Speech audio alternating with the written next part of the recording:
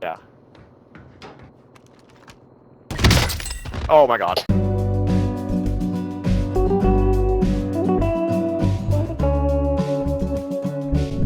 Welcome to the Brykks shithouse. You know, no one loves the M13 more than I do. You know, no one's developed a relationship quite like I have with the M13. I'm thinking of naming my firstborn son and daughter M13. But you know, I've been seeing a lot of people use the Kilo lately, picking it up off of a lot of dead bodies. So here I am, trying out the Kilo, and I turn on this guy with about the force of 1,000 bukkake. This guy, little Timmy, he's done playing COD. He's never putting this game in his fucking console again, I can guarantee you that.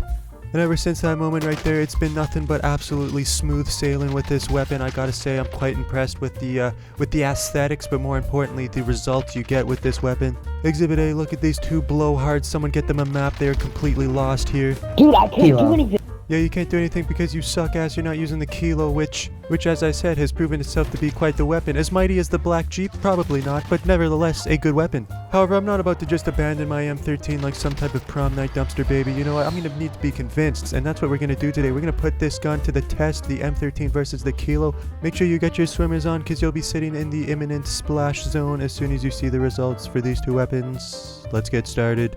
First, we're gonna talk about damage. Up at close range, the Kilo is gonna be doing 42 points of damage, making it a 3-shot kill to the head. Moving on down to the titties, we're gonna do a 4-shot kill to the chest. Same thing, we're gonna do a 4-shot kill to the lower body, as well as it's gonna be a 4-shot kill to the limbs. Here we have the respective M13 numbers, and we see it's gonna require one more shot to kill to every part of the body except the head. Let's take a look at medium range. Here we get the exact same situation, except this time the head is included. So the M13 is always at a 1-shot disadvantage at medium range compared to the Kilo. Looking at long range, things get pretty wacky here, pretty crazy. I've never seen this before. If you've got a keen eye for detail, you may notice that the M13 has the exact same damage profile as it did at medium range. Now I know what you're thinking, Brykks, how can this be? Oh, it be. Here you can see we're about 16,000 kilometers away from our target. With the health set to 20, we're going to quickly bust his kneecap open with the trusty dusty M13. And with health regeneration turned off, I'm going to throw a stun to this unsuspecting Patreon. And boom, stuns do 1 point of damage. You do the math, 19 plus 1 equals 20. We've got the exact same damage profile as medium range. And we can quickly do a little recap to see what we're working with a little bit better. Obviously, we can see the big differences here at close and medium range, where the M13 is basically always going to take one more bullet to kill. However, depending on your playstyle, you might not mind this as you find yourself engaging in more medium to long range encounters. There you get to make use of the M13 and the Kilo having the exact same number of bullets to kill at long range. Now this is just the multiplayer charts. Let's throw in the Warzone charts. Now because of the increased health in Warzone, it's going to take a different number of shots to kill for both of these weapons. You may have noticed now in Warzone that the M13 is going to require one more shot to kill to the head.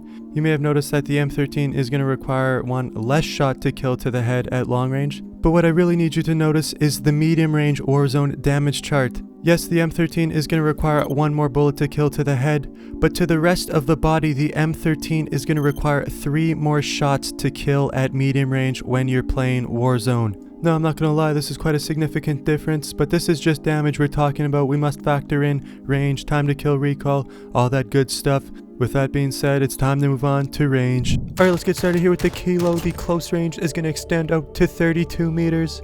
Now how about that M13? Well, it's pretty close. It's pretty close, I'm not gonna lie to you guys. We got 33 meters.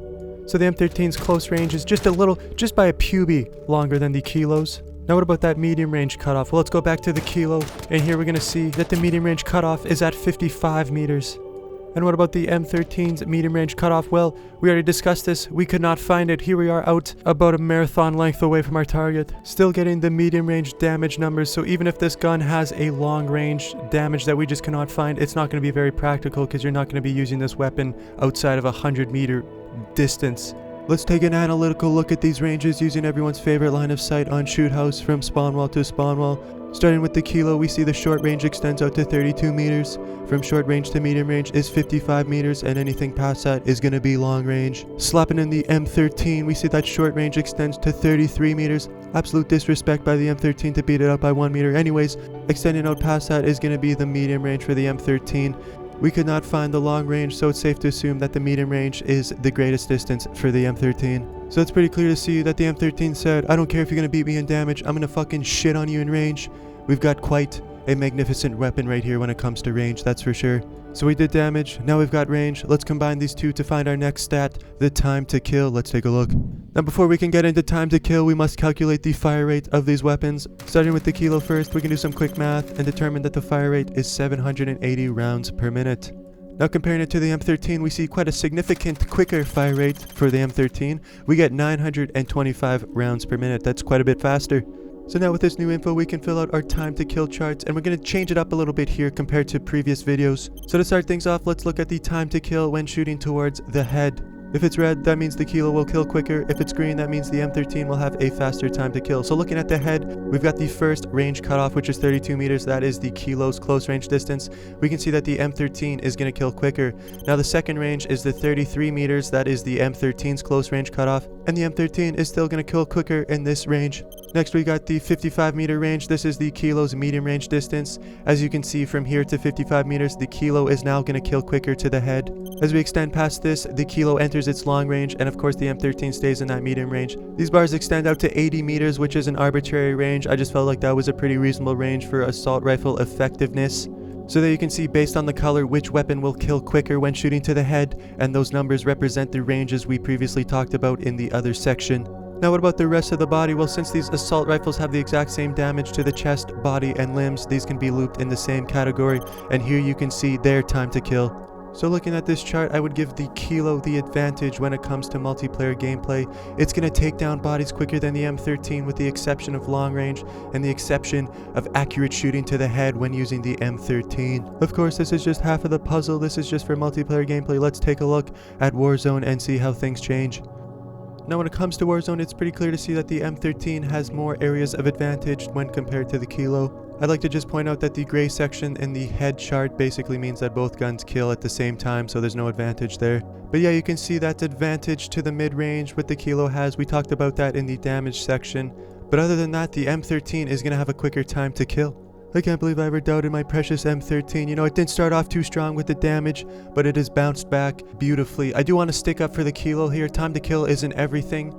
These Warzone charts are made for full health in Warzone, which is 250 health. Not everyone always has full health in Warzone, which would give the edge in that scenario to the more powerful weapon, which is the kilo.